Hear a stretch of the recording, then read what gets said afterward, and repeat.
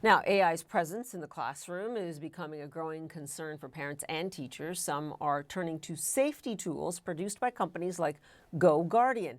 Its software and web filters are now used by nearly half the K to 12 kids in the United States.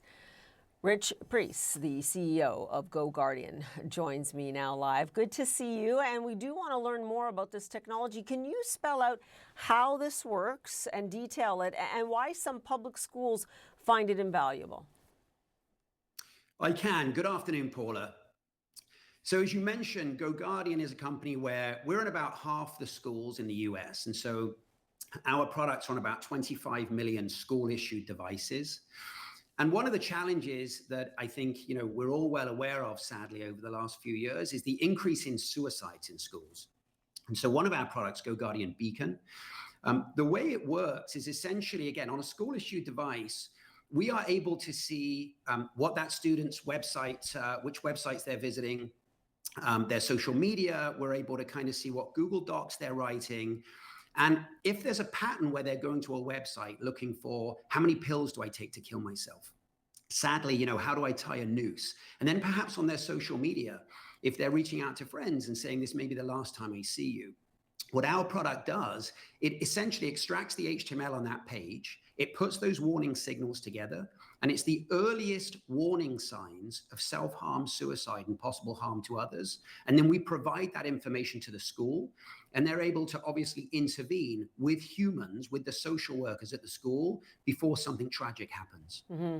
It is chilling just to hear you describe some of the things that we know, unfortunately, some young people are actually putting and prompts that they are asking of AI and other programs. At the end of the day, though, this is surveillance, even if it is for a good cause. What kind of safeguards are in place to guarantee not just privacy, but, an understanding of what the notifications are, to make sure the notifications are going to the right people, to the issue of, the fact that parents need to be informed, when they're informed, how they're informed? It's a great point. And the way we certainly look at it is it's very deliberately not surveillance. It's obviously intervention. Now, the safeguards are, first of all, on the devices, every student is informed every day that this software is in place. And so they are frequently reminded that this is on those school-issued devices and it's in place.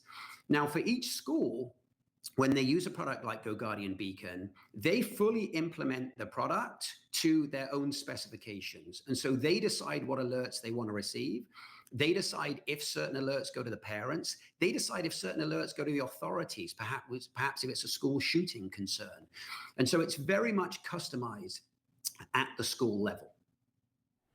It's such an interesting topic and controversial as well. The AP, the Associated Press, reported on a Tennessee teenager, who was flagged, what she admits was a stupid joke, but authorities ended up arresting her. She was in jail.